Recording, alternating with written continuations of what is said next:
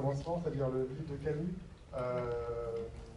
D'où vient cette envie d'adapter Camus, sachant que c'est un réputé difficile, puisque Visconti s'est cassé les dents en 67. Il a réalisé un film mais qui n'est pas très apprécié. Comment tu en es arrivé à choisir ce livre de Camus? Alors en fait, on devait faire un autre film avec Benjamin, qu'on n'a pas réussi à faire, qui était le portrait d'un jeune homme d'aujourd'hui qui avait des tentatives suicidaires et qui était un peu dans une forme d'indifférence par rapport au monde d'aujourd'hui. Et c'est un film qu'on n'a pas réussi à monter financièrement du point de vue de la production.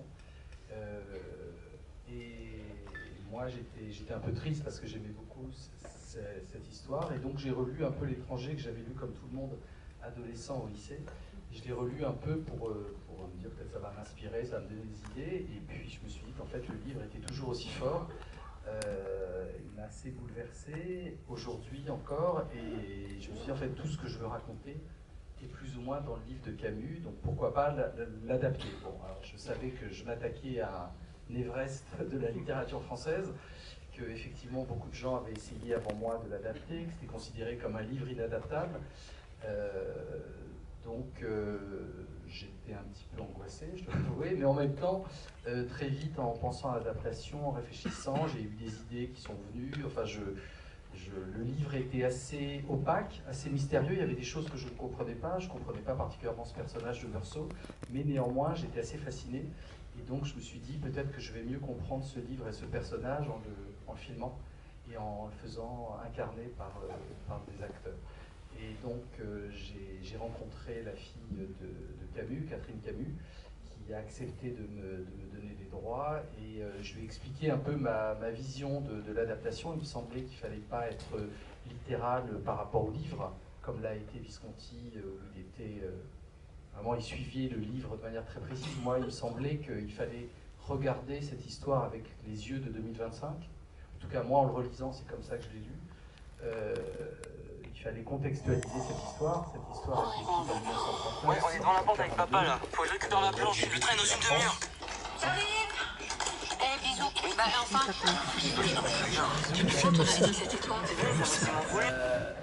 Donc, qu'est-ce que je disais? Oui, l'Algérie, c'était la France, c'était l'Algérie française. Donc il fallait recréer ça pour que le spectateur d'aujourd'hui comprenne dans quel contexte se passait cette histoire. Pour les lecteurs de 1942, bon, bah, l'Algérie c'était 2 départements français. Pour nous aujourd'hui c'est un autre pays, voilà. Donc il fallait expliquer ce contexte colonial. Et puis j'avais l'intuition que, d'une certaine manière, Camus, plus ou moins inconsciemment, je pense, annonçait les événements qui allaient se passer après, même s'il s'en est défendu après. Mais moi en tout cas, en relisant le livre, la phrase qui m'a marqué, c'est pas la première phrase du livre, aujourd'hui maman est morte, mais plutôt j'ai tué un arabe. Et c'est pour ça que j'ai décidé de commencer le film par cette phrase qui arrive dans la deuxième partie du livre, quand il rentre en prison. Et je me suis dit ça permettait d'ancrer vraiment dans une autre vision du livre, d'une autre interprétation. Je peux poser une question publique? Qui a lu L'étranger dans la salle? Oh là là, ouais, c'était ça notre angoisse en fait. C'est un livre qui a été beaucoup. Benjamin, toi, j'imagine que tu connaissais aussi le livre, peut-être pas, je sais pas. Ouais. Mais comment on aborde ce personnage qui est aussi multiple, aussi sans psychologie? Est-ce que j'imagine que François t'a beaucoup aidé? Comment ça s'est passé? Pas aidé du tout, je sais pas. Pas aidé, c'est pas le mot. Non, il m'a envoyé des passages de textes de Robert Bresson sur les notes Notes sur le cinématographe. Voilà, je vais pas tout garder, mais dedans il y avait la différenciation entre être un acteur, donc qui joue, et être un modèle qui simplement vit. Donc je me suis dit, voilà, François il ne voudra pas d'un comédien, il voudra d'un humain. Et donc du coup j'ai passé 3-4 mois à me replonger dans le livre, à lire d'autres choses. Paul Valéry m'a aidé, Nietzsche m'a aidé. Je suis allé chercher pas mal de choses différentes pour essayer de décompresser un peu. Moi je suis assez extraverti, j'ai belle énergie. Et là l'idée c'était de tuer ça à petit feu, en fait, pour être prêt aux ordres de Monsieur Ozon. En gros. C'est un vrai rôle de composition pour lui. Là je me tiens parce qu'on est quand même. On m'a dit Aix-en-Provence c'est quand même studieux, on vient de Marseille où c'était ouah. Et là j'essaie de faire un peu le. Oui, Nietzsche. Valérie, c'est vrai, c'est vrai. Donc, je vous laisse la parole, allez-y.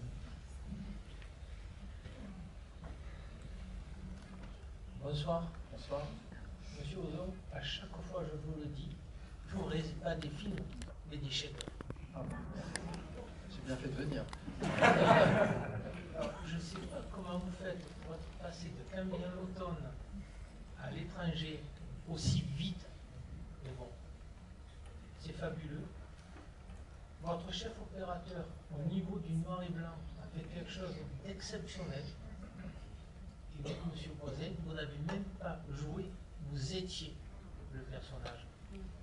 Vous avez joué votre partition sur un ton monocorde, sauf avec Swan Arlo, où vous avez donné toute la mesure de tout votre talent. En tout cas, bravo et merci. Merci beaucoup.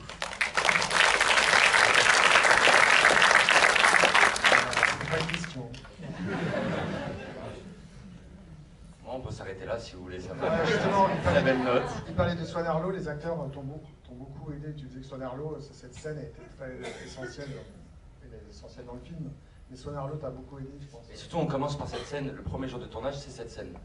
Donc, mais ce qui peut être effrayant, mais j'avais fait un autre film qui s'était plutôt bien passé, qui s'appelle Les Illusions Perdues. On avait commencé par la fin. Et je me suis dit, moi j'aime bien parce que comme ça, on sait où on va. Et donc maintenant, il faut juste tendre la ligne. Et donc il y a cette grosse scène qui demande quand même pas mal d'émotions. Avec François, on ne sait pas très bien où on va, donc on fait pas mal de prises. L'idée étant de se sécuriser au montage en ayant une scène avec plus de sourire, d'épanouissement, une scène avec... Sourire, non, on n'a pas essayé avec du sourire. J'ai essayé, c'est très très mal joué, ça donnait un truc un peu fou, une sorte de Marlon Brando de Parabelle, ça ne marchait pas. Donc, du coup, voilà, et il y a Swan, et au bout de 10 prises, je ne sais pas quoi faire, je commence à être épuisé, j'ai une fatigue corporelle et tout. Et Swan vient me voir et il me raconte une histoire qu'il a eue avec son père, personnel, où là il est rentré en conflit. Et il m'a dit, au bout d'un moment, j'ai arrêté de parler à mon père devant, sur le visage. J'allais chercher le cerveau, pour essayer de projeter quelque chose de plus fort, pour essayer de se dire si son conscient ne veut pas entendre, son inconscient va l'avoir, et dans 2 mois, 5 ans, 10 ans, ça va revenir quelque part. Je fais la prise, et je crois que c'est une des prises qu'on a utilisées pour monter le film, et ouais, c'est cool d'avoir un acteur aussi bon et surtout aussi généreux. Ah, tout le temps. Non, c'est vrai que le rapport des acteurs avec Benjamin était spécial sur le film, parce que c'est vrai qu'il était vraiment Meursault jour et nuit, quoi. Donc Rebecca me disait qu'est-ce qu'il est désagréable, Benjamin Voisin. Pierre Lotin disait il me regarde jamais dans les yeux, il me regarde pas pour ses répliques. Enfin voilà, c'est vrai que c'est-à-dire que Meursault ne joue pas le jeu social, donc Benjamin ne le jouait pas non plus vraiment sur le tournage.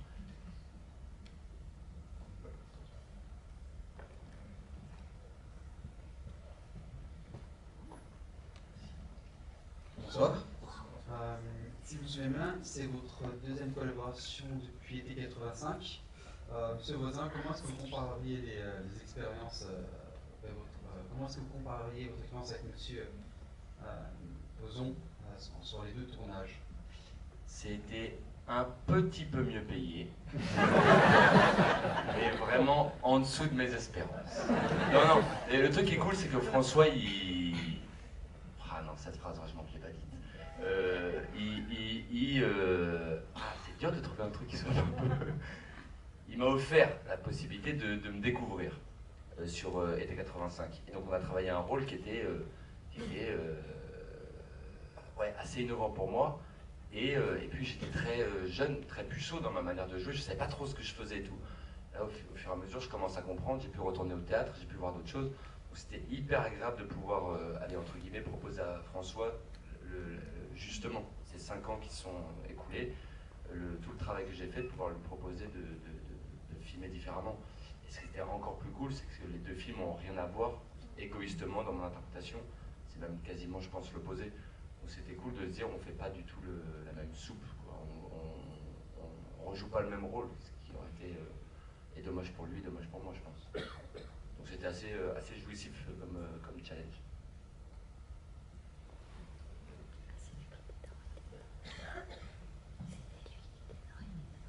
Bonsoir. Moi, je veux savoir au niveau de la mise en scène, pourquoi le noir et blanc? Alors le noir et blanc est arrivé assez vite. J'avais déjà fait un film en noir et blanc il y a quelques années qui s'appelait France, qui se passait en 1919. Ça me semblait, en fait, c'est vrai que quand on lit le livre est plein de couleurs. Camus décrit la robe de Marie qui est rouge, il décrit le soleil évidemment, la mer bleue, la nature, tout est très coloré, mais néanmoins il me semblait que le noir et blanc permettait, moi j'ai l'impression qu'il fallait enlever les couleurs et se concentrer sur la lumière, et notamment sur le soleil, et il me semblait que le soleil en noir et blanc était beaucoup plus fort, voilà, c'est une lumière beaucoup plus aveuglante.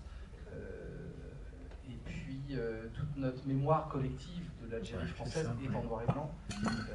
Moi, j'ai hélas pas pu tourner en Algérie, mais néanmoins, j'avais beaucoup de documents, on a trouvé beaucoup de photos, beaucoup de films qui nous ont inspirés, qui nous ont permis de mieux travailler sur les décors et les costumes. Et puis, il y avait ces images d'archives au début du film qui me semblent très importantes, parce qu'il me semblait qu'il fallait vraiment expliquer quelle était la vision des Français sur la colonisation à l'époque, pour des spectateurs d'aujourd'hui. Donc il y avait ces images en noir et blanc, il fallait après, il me semblait, rester dans la continuité pour rentrer dans cette histoire. Et en plus, comme c'est un livre philosophique, il me semblait que le noir et blanc amenait une forme de pureté, une forme d'épure, de quelque chose voilà, beaucoup plus simple, et j'ai l'impression que les couleurs allaient perturber la vision de cette histoire. Oui, pour quelles raisons n'avez-vous pas pu tourner en Algérie? Vous connaissez la situation actuelle entre la France et l'Algérie. Il y a un J'y écrivain suis allée plusieurs fois et j'ai pu travailler. Mais... Ah, vous avez pu travailler? Pas sur ce projet-là. Ah oui, mais comme réalisatrice? Sur des projets d'émissions télé. Ah, nous, on nous a fortement déconseillé, et surtout pour adapter ce livre-là. C'était un petit peu compliqué, donc non, on n'a pas pu y aller, mais j'aurais rêvé d'y aller, d'autant plus que moi, il y a une partie de ma famille qui a vécu aussi en Algérie, donc de par ma mère, mon grand-père, j'avais plein de souvenirs de leur part, mais là, j'ai jamais pu aller en Algérie. Bonsoir, alors ça tombe bien, ma question c'était, je suis là, où est-ce que vous avez tourné? Alors souvent au cinéma, quand on représente Alger, on tourne à Tanger. Donc on a beaucoup tourné à Tanger, la prison, on a tourné dans une prison de Casablanca, et voilà, entre Casablanca, Tanger, un peu à Marrakech aussi. Oui, bonsoir. Avant de poser ma question, je voulais dire effectivement que ce noir et blanc est magnifique, vous le traitez magnifiquement bien, avec des jeux d'ombre et de lumière qui sont absolument renversants. Chaque image est magnifique, franchement j'ai été éblouie par ce noir et blanc, et je trouve que ça concorde bien avec l'état d'esprit de Meursault justement, puisque finalement c'est un être qui voit la vie en noir et blanc, qui ne voit pas la vie en couleur. Donc je trouve que ce noir et blanc c'est une idée extraordinaire. Toutefois ma question était autre. Je crois me souvenir que dans le livre ça ne figure pas. Je voulais vous demander pourquoi vous avez intégré, lorsqu'il reçoit la visite de Marie, le récit du malentendu de Camus, de la pièce Le Malentendu, puisqu'il va reprendre ce récit pour faire sa pièce Le Malentendu.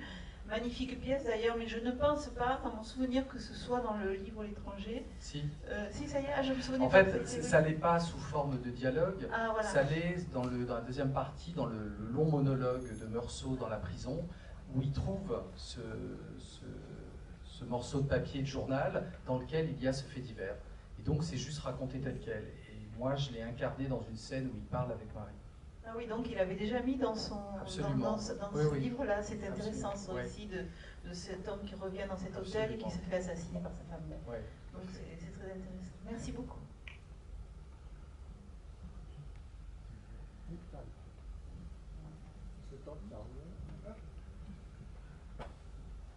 Oui, bonsoir. Je voulais savoir si la fille de Monsieur Camus a vu ce film.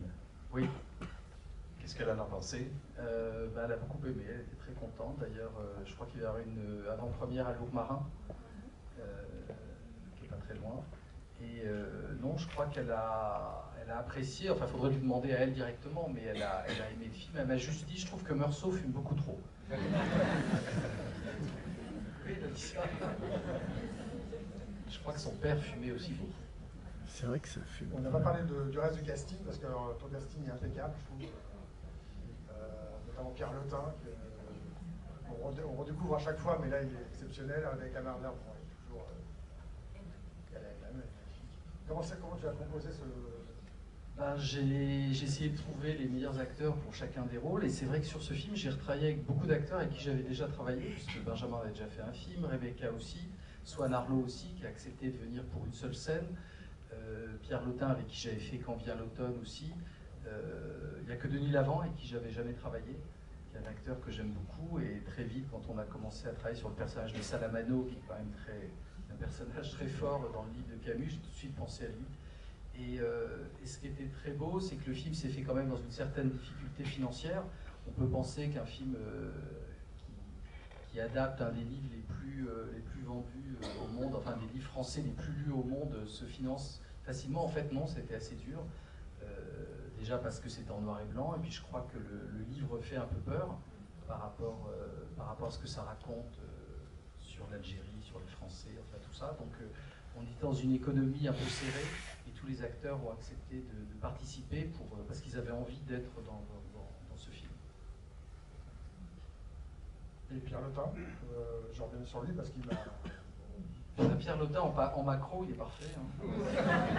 C'est quand même un rôle de composition, mais c'est vrai que... Non, mais quand il a lu, il a dit « Bon, alors comment tu veux que je le joue ?» Je lui dis bah, « Moi, je vois Jean Gabin dans les années 30. » Et en fait, au final, je trouve qu'il ressemble plus à Robert Le Vigan, pour ceux qui se souviennent. Il a quelques cheveux blancs. Voilà, mais je trouve qu'il a cet esprit des acteurs des années 30, des années 40 qu'il y avait dans les seconds rôles du cinéma français. Il a cette gouaille et puis cette manière d'incarner tout de suite un personnage qui était parfait pour Synthèse.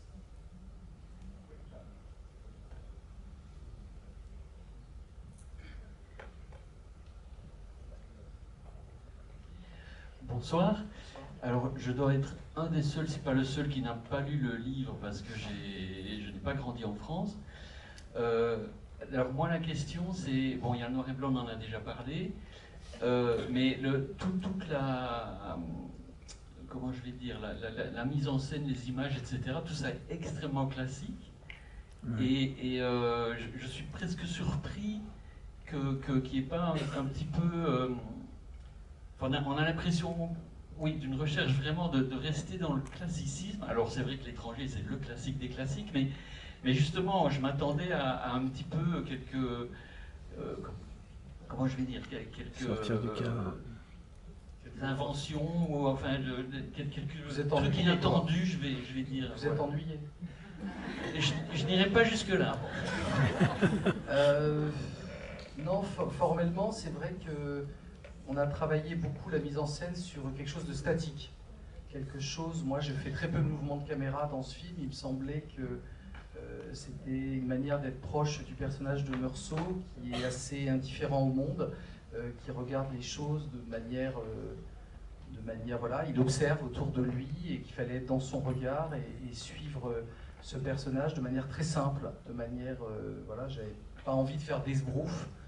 Du point de vue de la mise en scène, il me semblait que je ne sais pas si c'est le mot classicisme qui correspond le mieux, mais en tout cas, il me semblait qu'il fallait être simple pour raconter cette histoire qui est assez profonde, et du coup, il me semblait que la forme devait être la plus accessible possible, qu'il y ait une lecture, comme il y a si vous lisez le roman, vous verrez, il y a une lecture au premier degré qui est très facile avec des faits, mais il y a tout un fond assez profond et philosophique. Bonsoir, Monsieur Ozon, bonsoir, Benjamin Voisin. Je n'ai pas de questions, je suis très émue parce que j'admire tous les films que vous faites et je trouve que vous avez formidablement adapté L'étranger, qui est vraiment une œuvre monumentale.